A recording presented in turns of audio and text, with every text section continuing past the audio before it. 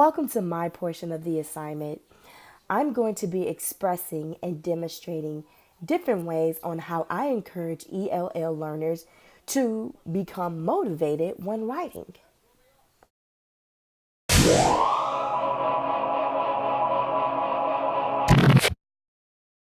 I love using Wixie sticks. This is a great way for my students can feel the texture of using their hands to explore letters and identify how to write letters. Most of my students are not familiar with English letters, especially my students that speak two different languages.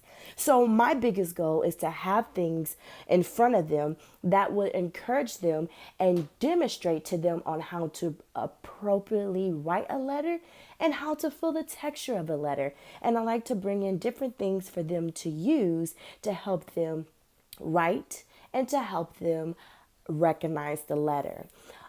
My biggest thing with my students is that sensory is key, and working a head start, that is our momentum, is that we had to incorporate sensory to encourage the learners to adapt to what we are teaching.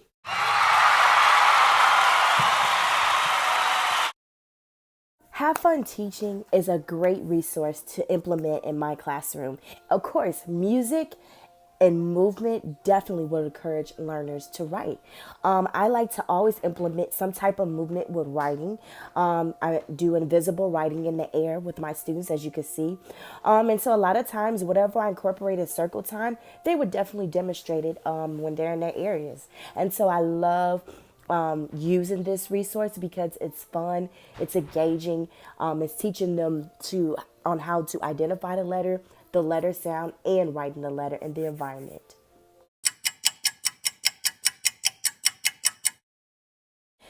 Two things that stood out to me in our textbook that definitely helps me with my motivation in writing is having manipulatives and movement, and as well as have hands-on games.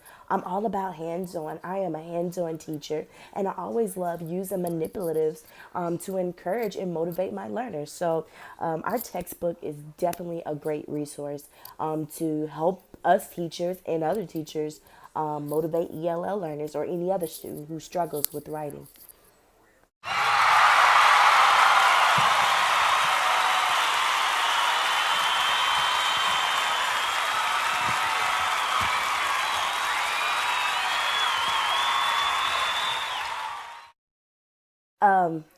Being consistent is key. Working with pre-K students, they love routine, and so I love to implement in my classroom writing after circle time. Sometimes our writing can be a fun puzzle where they have to match the letters to their name and put it in the right order. Sometimes I will allow them to draw a picture or they have to write their name. And so, with that being said, I definitely use a positive reinforcement with my kids. They have to show me that they're trying and they are writing. And so, they either have a choice to either do a silly dance, get in their coats, because we go outside after we write our names. And so they can either do a silly dance, get in their coats, they get to choose a friend when they get ready to choose their choice time, or I definitely encourage my friends. We get to do a fun song at the end of the day. Definitely, allow them choosing that song, and so it's just a great way to use in my classroom, just a positive reinforcement that would encourage them and motivate them to, write because they're like, yes, I want to write because I know I'm going to get something fun at the end. So that's a great way.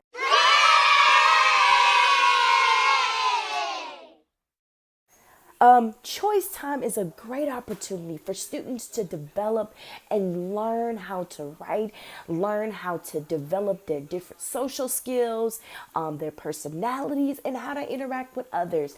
I love using choice time because choice time, I bring out the big stuff, and so I love to incorporate different literacy games.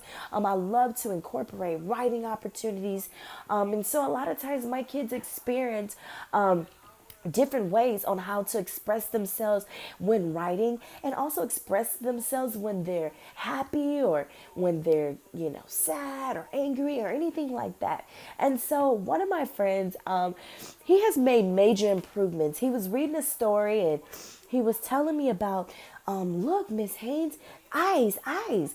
And he was just pointing to it. And so he decided to draw a picture of it. And so I thought it was amazing because he was excited to, demonstrate what he's seen in the book.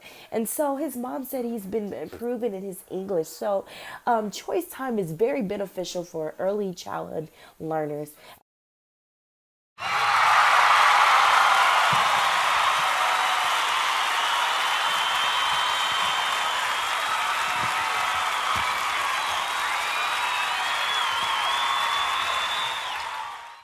As I come to an close with my portion of the presentation, I always tell my kiddos always like to say, I can't do this, Miss Haynes.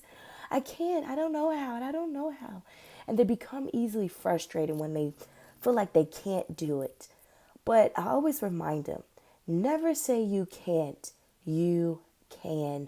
So, with that being said, I always encourage my ELL learners as well as my students that you can do it. So I recommend other teachers as well as even yourself.